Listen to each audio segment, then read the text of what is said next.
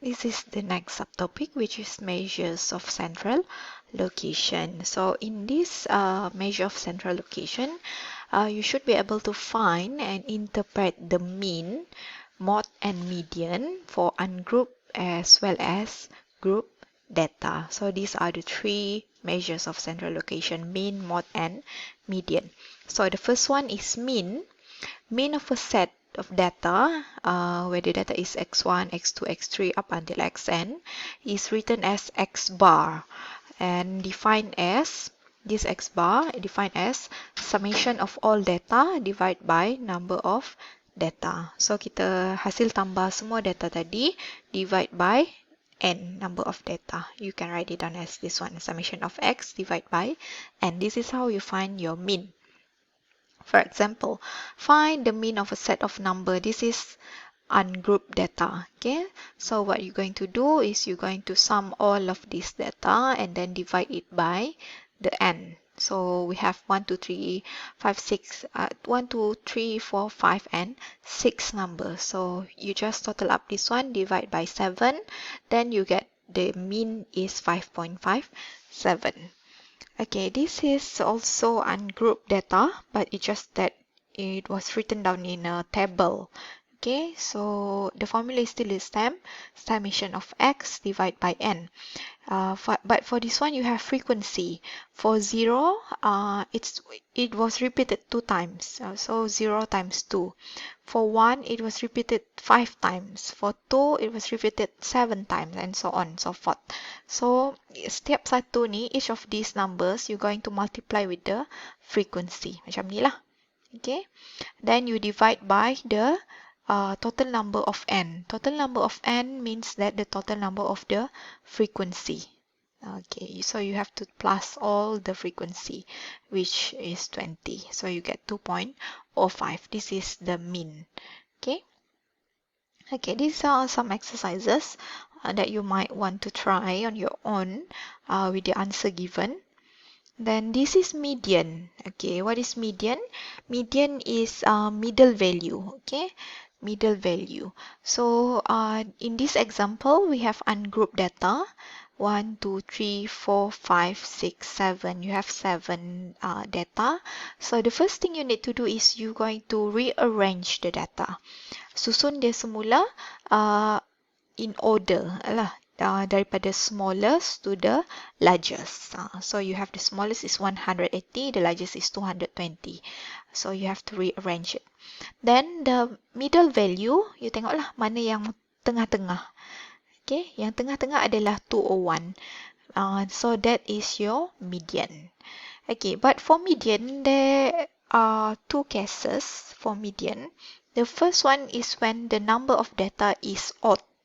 Bila you ada nombor data tu ganjil. Okay, so the median is going to be n plus 1 divided by 2 observation. Observation, okay, not the value yet. Cuma cerapan yang keberapa. That one is for odd number. But when you have even number, you boleh ambil terus the mean of the two middle value. Mean of the two middle value. Okay, so we can, what we have over here is two different cases. The first one is you have odd numbers of n. 1, 2, 3, 4, 5, 6, 7. Odd. Nombor ganjil. So what you're going to do is, the n is 7. You're going to rearrange first the number. Daripada smaller to the largest.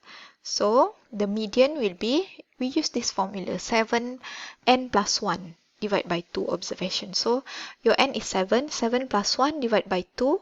So you have fourth observation. Fourth observation mean cerapan ataupun cerapan yang keempat. So cerapan yang keempat is this one, yang first, second, third, and fourth. Cerapan yang keempat adalah this one, 24.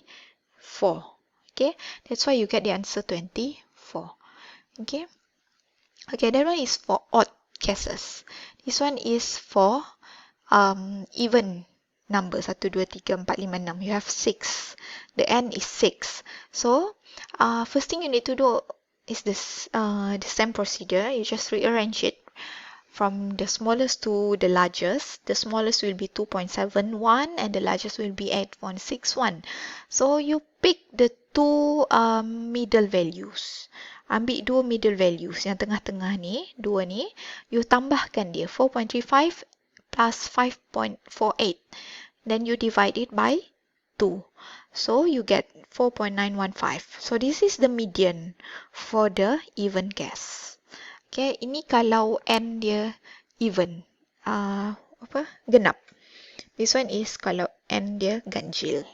So that is median. Okay. So this is another exercise. And for mod, okay, the last measure of central location. Mod ni maksud dia value that occurs most frequently, yang paling kerap berlaku. So for example here, you need to find the mod from this data, 5, 2, 3, 3, 5, 4, 28 and 5. Which one is the most frequent, yang paling kerap berlaku, yang paling kerap berulang? So the answer is, firstly you need, sama juga macam median, you need to rearrange it first. Susun dia daripada kecil kepada yang besar. So yang paling banyak berulang adalah number 5. So the mod is 5. And for this one, 2, 3, 5, 8, and 10. So susun dia. Is there any repeated numbers? No. So there is no mod. Okay, tidak ada mod dekat situ. And sama juga untuk yang this one. You susun dia lagi sekali. So there are two numbers that are repeated the same. Okay, 0.4 are repeated 3 times and 0.7 also repeated 3 times. So the mod, you have two mod over here, two mods, 0.4 and 0.7.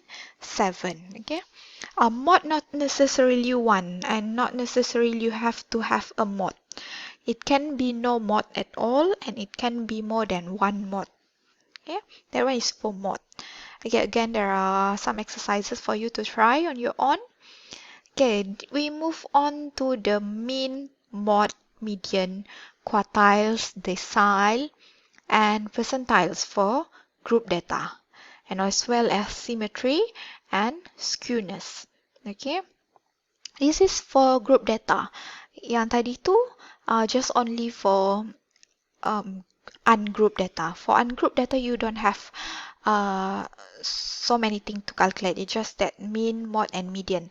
But for group data, yes, you have all of these measures. Okay, so first thing first is mean, quite similar with the ungrouped data.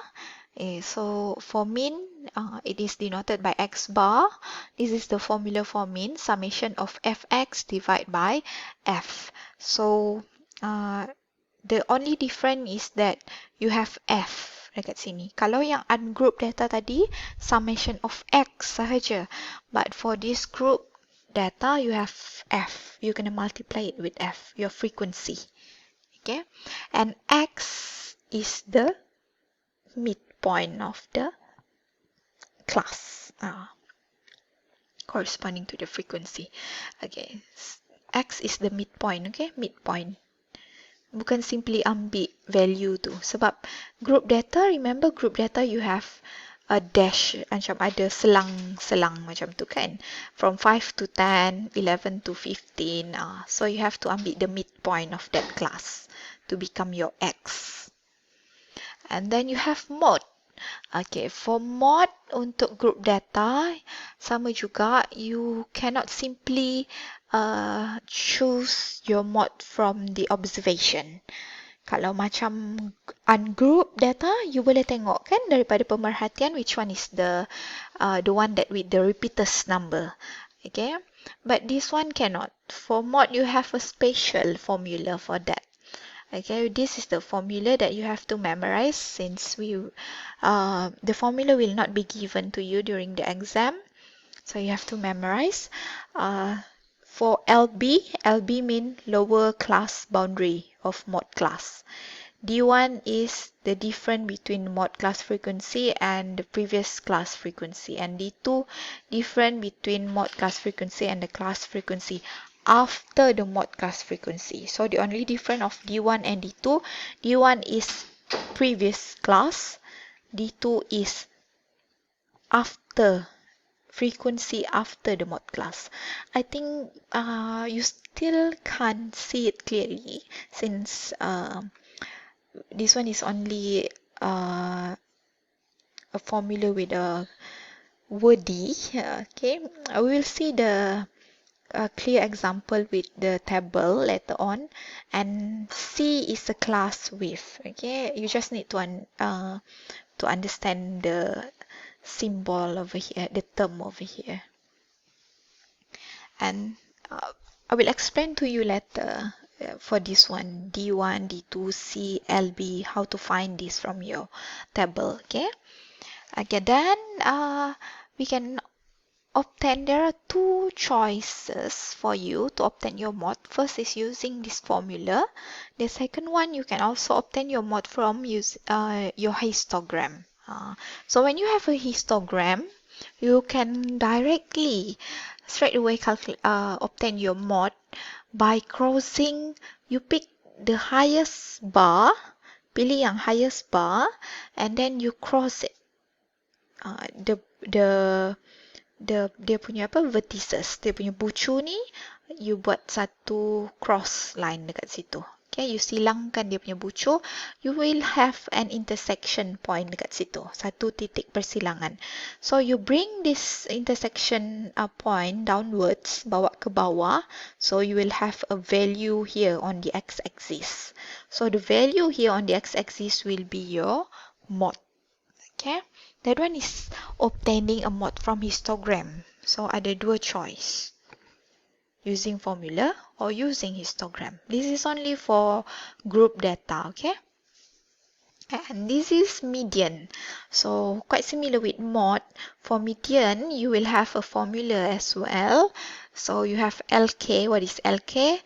LK is lower class boundary of class median, and then N is number of data lah, macam biasa kan. F, we have capital letter F, small letter f.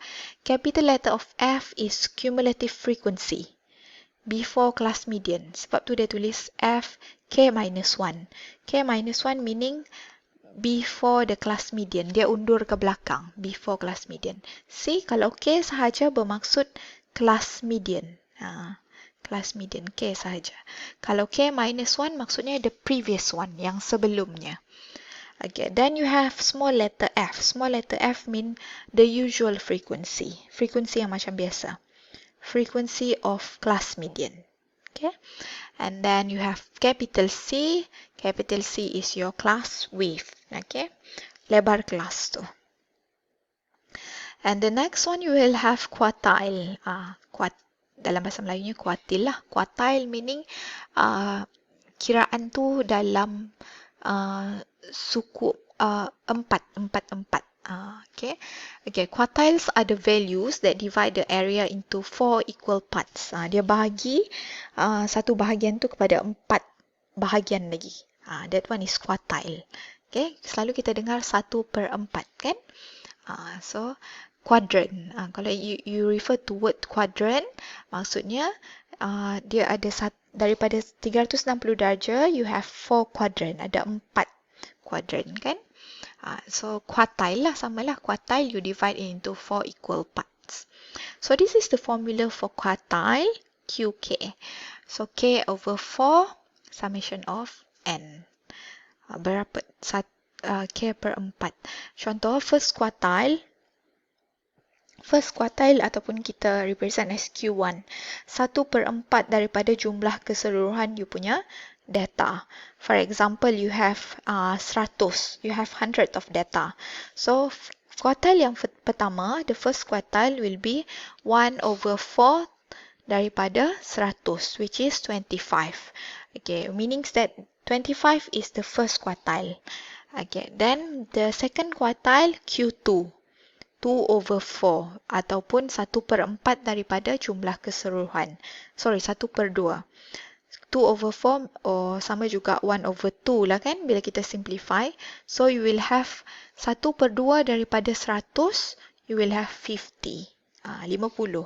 So 50 is your second quartile. And the third quartile is 3/4 daripada jumlah keseluruhan. So for example, you have jumlah keseluruhan is 100. 3/4 times 100, you get 75. Itulah dia maksud quartile. 1/4, 1/4, 1/4. Okay, so this is another formula for quartile. I'm not going to elaborate more on this. You can read it on your own. It's quite similar with the mode and the median punya formula. Okay, so the only difference is this one, Q. Q represent quartile. Okay.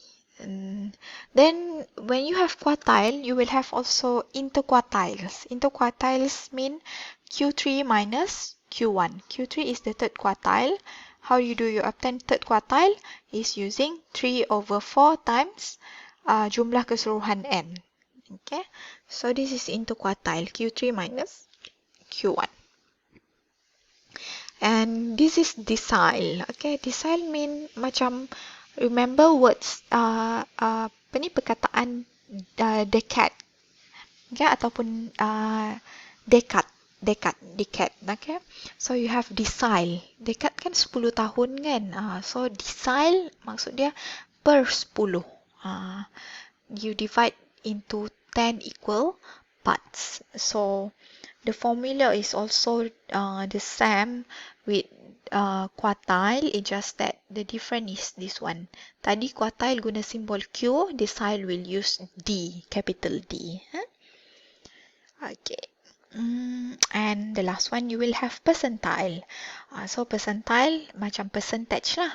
Dia divide into 100 equal parts per 100 per 100.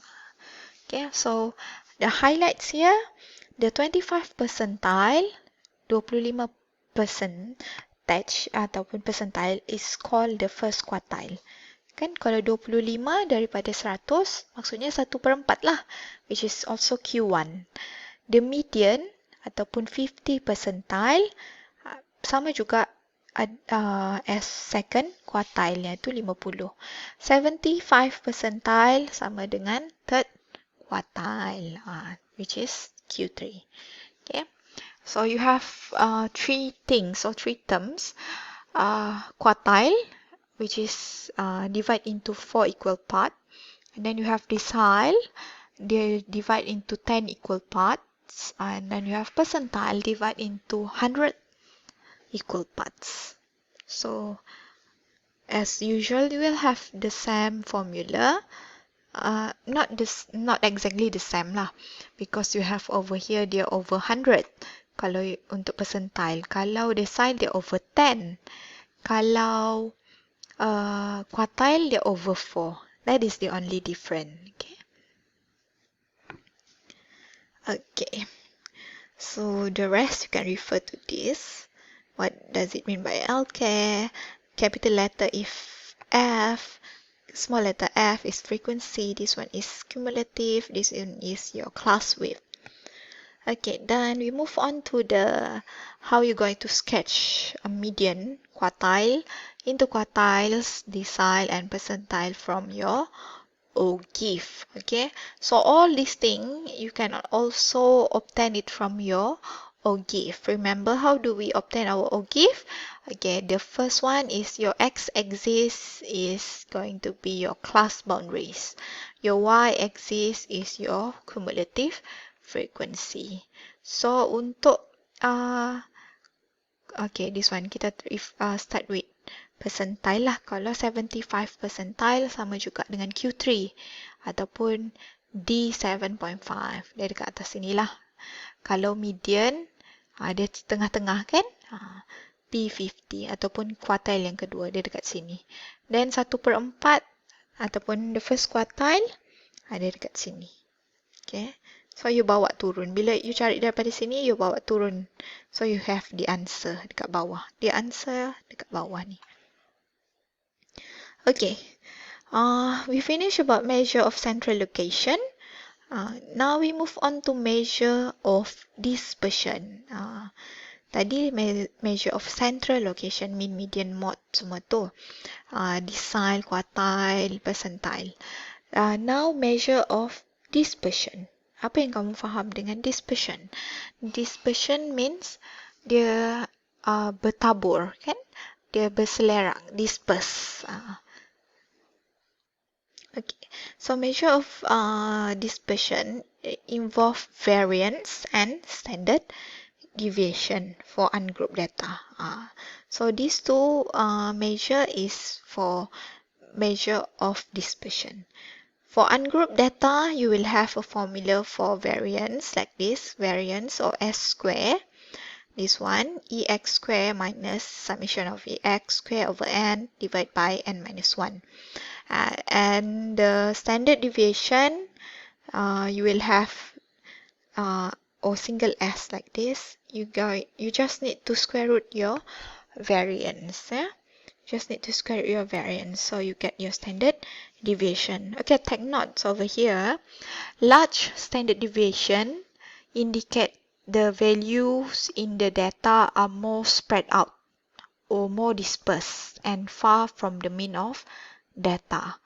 Okay, maksudnya kalau kamu dapat nilai untuk your standard deviation tu besar, maksudnya kamu punya data tu berterabur jauh-jauh lah antara satu dengan yang lain. Dia spread out and disperse far from the mean, daripada mean of the data. But when you have small standard deviation, indicates the value in the data are close to one another. Bila you data you tu dekat-dekat, dia berterabur dekat-dekat, dot tu dekat lah, and close to the mean of the data. So apa maksud disperse? Dia macam ni. When you have a data macam ni, dia dekat-dekat. This one is when you have small standard deviation. Okay, small standard deviation. But when you have large standard deviation, you punya tu dia akan jauh macam ni. Satu sini, satu sini, satu sini. This one is considered as large. This one is small. Small standard deviation. Okay. Dia punya data berterabur dekat-dekat. This one jauh-jauh. Okay, for example 1, you need to find the variance as well as the standard deviation from this data. So you have X, you need to find X square. Because of this formula kan, you need to find X square lah. So cari X square dia, cari summation of X, cari X square dia. So you just plug in the value into this formula, you dapat lah. You dapat 24 over 0.57 ni. This is for your variance. How do you obtain your standard deviation? Standard deviation, you just square root yang ini. Punca kuasa 2 yang ni. So you get this one. And your mean, how do you find your mean? Summation of X divided by N. This one is summation of X divided by your N. So you get this one. So from here, you have your mean, you have your standard deviation. What can you interpret? Your data is, your standard deviation is small or large. From here, you can see this is 4.9, this is 7.2. Obviously, there are large gap dekat situ kan? Ada beza yang besar dekat situ. So you can say that your standard deviation is quite large lah. So the data is spread out ataupun disperse. Dia berterabur lah, jauh antara satu sama lain. Sebab the value ni you boleh tengok ada jauh beza dia. 4 dengan 7 jauh kan. Kalau dekat tu macam 7.1, 7. That one is close to the mean lah. So that is how you interpret your standard deviation value. Okay, that one is for ungrouped data. So we move on to group data. So for group data, the extra is you have F over here. See the formula, you have F and F. Just now you don't have F, you just have X. So sama juga standard deviation, you take the square root. And then you have extra thing over here for group data, which is coefficient of variation. So how do you find this coefficient of variation? Using this formula. Standard deviation divided by mean, multiply with 100%. Okay, why do you need to find coefficient of variation is that the lower the value of the coefficient of variation, the more precise the estimate. So kalau you dapat coefficient of variation ni lagi kecil, maksudnya your data is more precise. Your calculation is more precise lah, lagi jitu, lagi tepat. Okay, a larger coefficient of variation means that the data is more dispersed and less consistent. Kalau dia punya you dapat ni jawapan untuk coefficient of variation ni besar, maksudnya data you tu berterabur, dia dispersed and less consistent. Okay, let's see the second example. You need to find mean, variance, standard deviation, coefficient of variance, and then you need to interpret the standard deviation and coefficient of variation. So you have these marks and you have this number of students, which is going to be your F. This is going to be your F. Okay.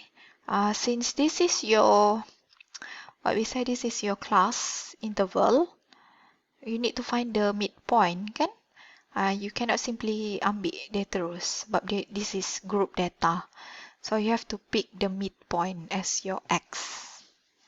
So titik tengah untuk 0 to 20 will be 10, titik tengah 20 to 40 will be 30, 40 to 60 the titik tengah will be 50 and so on and so forth. So when you already found your X and you have your F, you need to find your Fx and Fx square since the formula require you to obtain this thing, this and this. Okay, ni formula dia. So you kena cari lah. You buat table macam tadi, macam ni. So when you get these values, you're going to substitute into the formula. Then you get your formula for variance, which is this one. And for the standard deviation, you just take square root. For this, you get the answer. And for mean, the formula for mean is summation of fx, kan? Divide by summation of f. Okay, that is the formula. And the last one, you need to find the coefficient of variation, which is apa dia punya ni tadi? Standard deviation divided by mean time 100. So you get your standard deviation divided by mean, then you get 43.38. So this is quite a large value, 43.38. So we can say that large standard deviation. This is also large. 22 is considered large. Large standard deviation indicates that the values in the data are more spread out. Dia berterabur jauh-jauh and more dispersed and far from the mean of the data. See, 22 is the standard deviation while the mean is 51. Sangat jauh beza dia. Okay, and larger coefficient of variation. This one is very we consider is large, 43. So larger coefficient of variation indicate that the data is more dispersed and less consistent. So this is how you interpret your coefficient of variation as well as your standard deviation. Okay. This is the last subchapter, which is box, whisker, plot, and shapes of distributions. So in this chapter, we're going to discover about Pearson coefficient of skewness. So some of you might familiar with this name, Pearson. Who is actually Pearson? So Pearson is actually a British statistician who developed fundamental concepts such as standard deviation, coefficient of variation, and chi-square test. So he is the one who developed this formula or this kind of standard deviation and so on. So we're going to see, speaking about skewness, we're going to see what is skewness and also what is symmetry.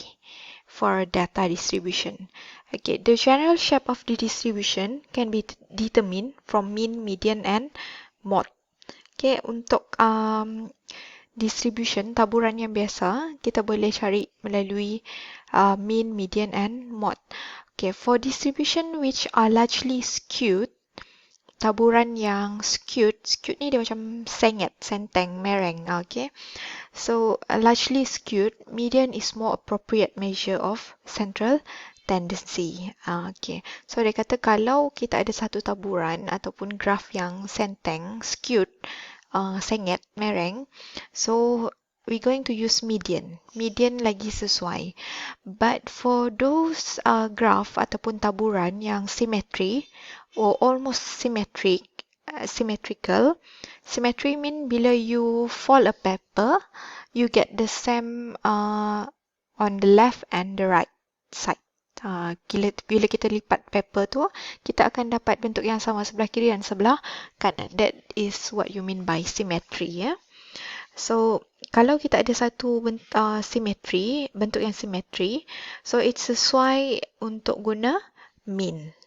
Kalau yang skewed tadi, kita guna median. But the one yang general shape, kita just guna mean, median, and mode. So this is the graph, a few types of graph. This one, this graph or this plot, we call it as symmetric distribution. Symmetric sebab dia sama sebelah, the left hand side and the right hand side is equally the same. And this one is skewed. Tengok dia macam berat sebelah kan? So this is positively skewed. Positively skewed, and this one is negatively skewed. Dia mereng ataupun berat sebelah lah. So we're going to see the characteristic or the description each of these. Okay, untuk yang symmetric, kita kata symmetric, mean lagi sesuai lah. Okay, untuk kita guna sebagai dia punya tanda ukur lah, dia punya measurement. But for yang skewed like this, positively skewed and negatively skewed, mean, okay, it's better for us to use median. Okay, tanda, one of the characteristic that you're going to see when you have a positively skewed like this one, positively skewed maksudnya the mean is larger than the median, and you will have the long right tail. Tengok dia punya ekor sebelah kanan tu lagi panjang, maksud dia positively skewed, ataupun we also call it as skewed to the right. Skewed to the right. For this one, negatively skewed, dia ada long, they have long left tail, sebelah kiri yang panjang, ekor dia ke sebelah kiri, or also known as skewed to the left.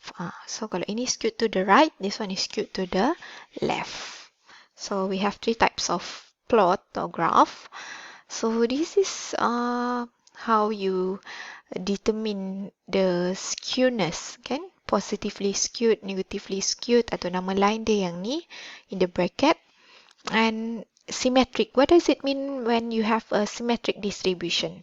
Symmetric distribution is like this one, yang tengah-tengah ni, which mean that you will have mean, median, and mode all are the same. Ni mean, median, and mode, semuanya sama. But for positively skewed or skewed to the right, yang ni, skewed to the right, this one, you tengok dia punya mean lagi besar daripada dia punya median lagi besar daripada dia punya mode. That's why we write it down in this form. And for the negatively skewed, yang ni, ataupun skewed to the left, dia punya mode yang lagi besar. Mode lagi besar daripada median, lagi besar daripada mean.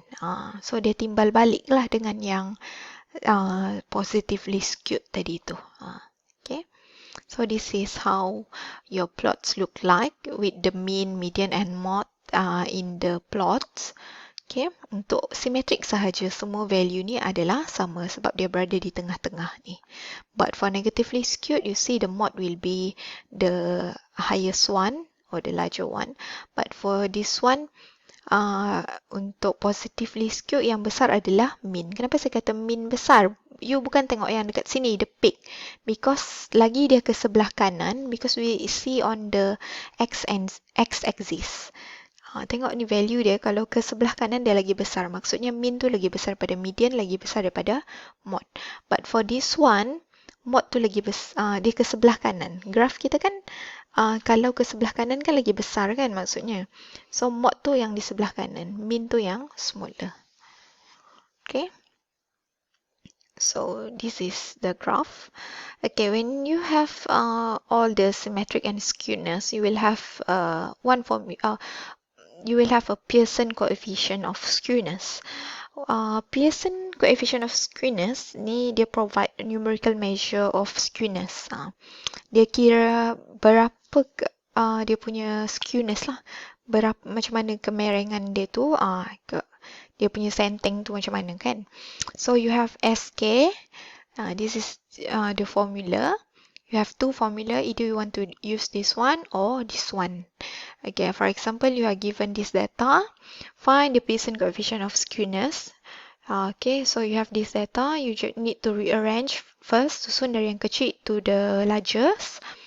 Then you need to find the mean, median, and standard deviation. Okay, so since you already have mean, median, and standard deviation, you can choose to use this formula. Okay, instead of using this one, because you already have mean and median, so just use the one that you have you already found and provided to you. Okay, so this is the answer. This is the Pearson coefficient of skewness. Okay, that's all for Pearson coefficient of skewness. We move on to box and whisker plot.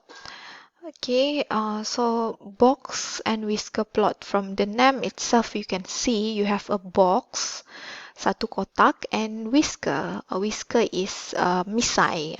Okay, so you have a box over here, and you have this longer straight line. Long straight line over here is the whisker. That's why we call it as box and whisker plot. Okay, this box and whisker plot is actually a plot that shows the center over here, which also known as our median, tengah-tengah, spread and skewness of the data. Okay, so we need to construct this by drawing a box. You draw one big box over here and two whiskers. Ni ada misai sebelah sini and sebelah sini. Then you use the median. You need to find the median, the first quartile and the third quartile. And also you need to find the smallest and the largest value in the data set. And then you will find the lower and upper inner fences using a formula, specific formula. Okay, so let's go back to the box and whisker plot. In this plot over here, you will have a box and two whiskers. So this is the center of the box, which we also call it as median or quartile, second quartile. Then you will have, since this is the middle, or the median will be the first, or sorry, will be the second quartile.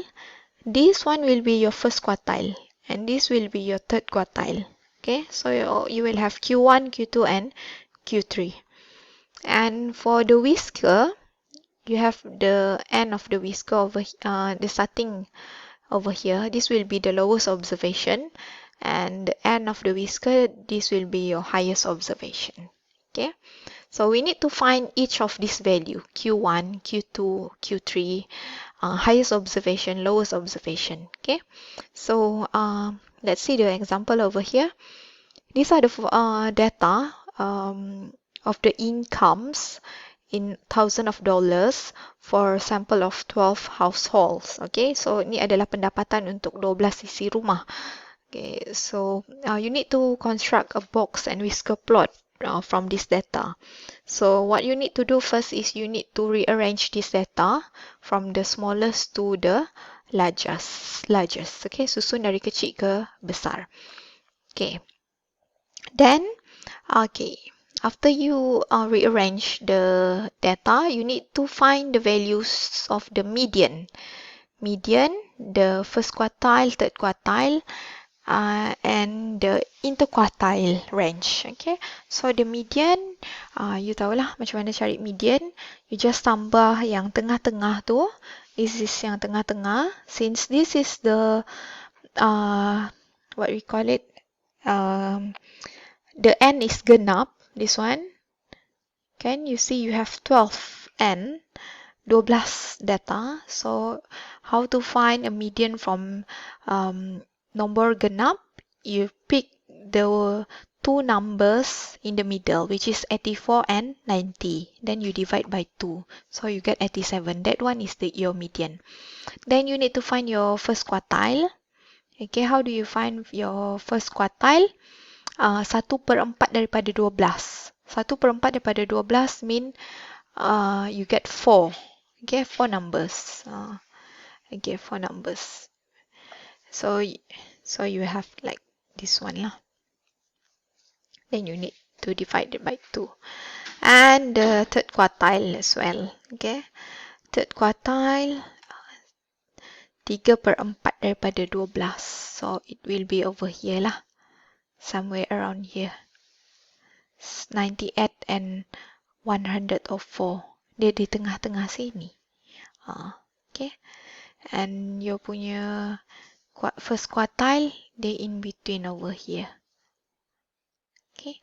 So your interquartile range will be Q3 minus Q1. Itu fix lah. Macam mana cari interquartile range? Q3 minus Q1. So you get this 24.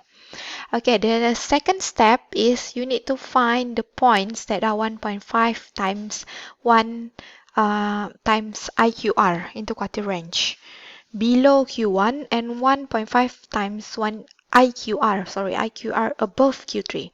So you can see over here below.